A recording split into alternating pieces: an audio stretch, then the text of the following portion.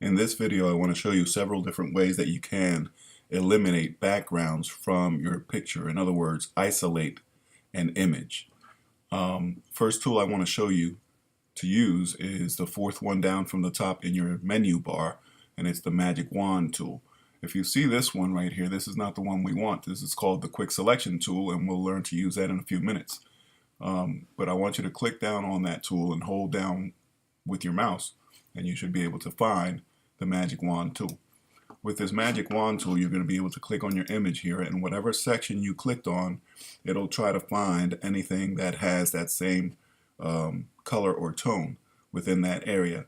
And then all you have to do is click delete, and it will delete that section. So you can kind of go section by section, chunk at a time, and eliminate certain sections of your image here.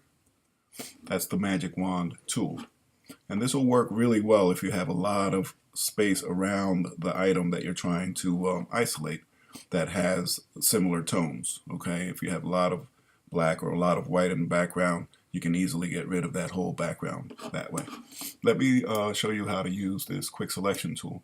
This is very similar. What you'll notice with this is that at the top here, you'll have a plus sign, and over here you'll have a minus sign. And I'll show you what to do with that. For example, if you have this section already selected here, you'll notice it has these little crawling ants here. With the plus sign on my quick selection tool, I can actually add to that. So I'll just drag this along. And the cool thing about the quick selection tool is that it doesn't matter what the tone or color it is that you're dragging towards, it'll just pick up whatever you drag towards.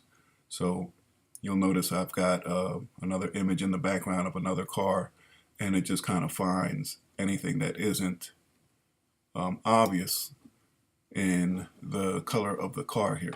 So I'm kind of picking this whole background. Now, what you have to be careful about is that once you select a section and you hit delete, it's going to delete that whole section, but there might be some parts that you did not want to delete. For example, at the top here of the hood of this car, there's a piece that I did not want to delete. So let me go back and I'll show you how we use this minus part here. So this is where you go into a little bit closer, check out the details of what you've got selected, and you'll notice that here at the top of the hood, there's a part of the hood that's selected that I did not want selected. So this is where I use this quick selection tool, the minus sign, and then I kind of select the section that I do not want to be selected. So I kind of go there and make sure I don't get rid of anything that I don't want to be selected. If I look at this now, then I can actually get rid of exactly what I want to get rid of. All right, so that's the quick selection tool. Most of you have already also used the eraser, so that one's pretty quick and easy. You know that you can come up here to the top, you can make this eraser whatever size you want. Over here, you're able to adjust this just like the paintbrush, so that it's either a solid or airbrush or any other type of tip that you want to use, and then you can simply erase whatever you want from that background. Very carefully you go around. You can use your zoom tool, get in there nice and close, grab the eraser, and erase exactly what you want to take off of this background.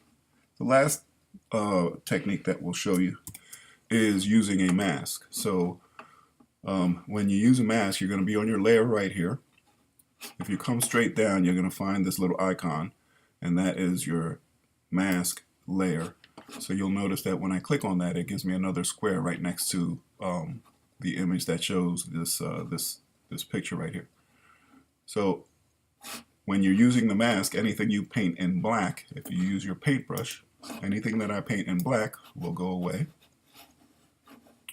And the cool thing about using a mask is that unlike all of these other techniques that I just showed you, if I do make a mistake, then I can just switch the black to white, and then anything I paint in white will come back. So that's a cool feature about using a mask that you won't be able to do with some of the other techniques.